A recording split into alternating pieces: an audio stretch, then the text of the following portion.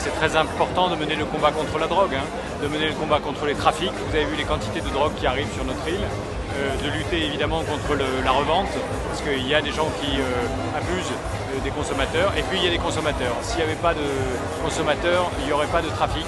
Et on a constaté le développement depuis quelques temps. Donc la présence de la gendarmerie cette nuit ici dans le quartier des boîtes de nuit à Saint-Gilles, c'est une présence constante pour occuper le terrain, pour déranger les dealers et pour faire en sorte que les trafics soient plus difficiles, plus compliqués pour ceux qui veulent le faire. Déjà l'année 2023 est une année d'activité des services qui est formidable. Police, gendarmerie, douane, c'est effectivement 1,2 tonnes d'herbe de cannabis qui a été saisie, c'est 300 kg de résine de cannabis, c'est plus de 30 kg de cocaïne et auxquelles se sont ajoutées encore les dernières prises que vous évoquez là.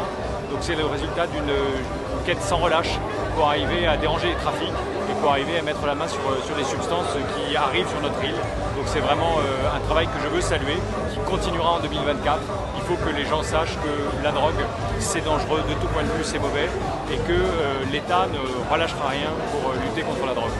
Nous sommes déjà présents tous les week-ends ici pour lutter contre toute forme de conduite addictive aux abords des établissements festifs.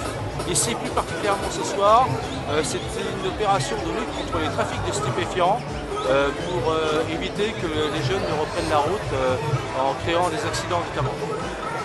Les contrôles ont été positifs ce soir, vous avez fait des... Oui, comme vous avez pu le constater, nous avons déjà eu verbalisé au titre de l'amende forfaitaire délictuelle en matière de stupéfiants 2 individus.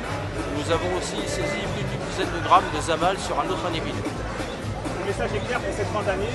Les gendarmes, les forces de l'ordre seront présents sur le terrain. Les gendarmes seront présents en nombre à la fois à Noël et au Nouvel An.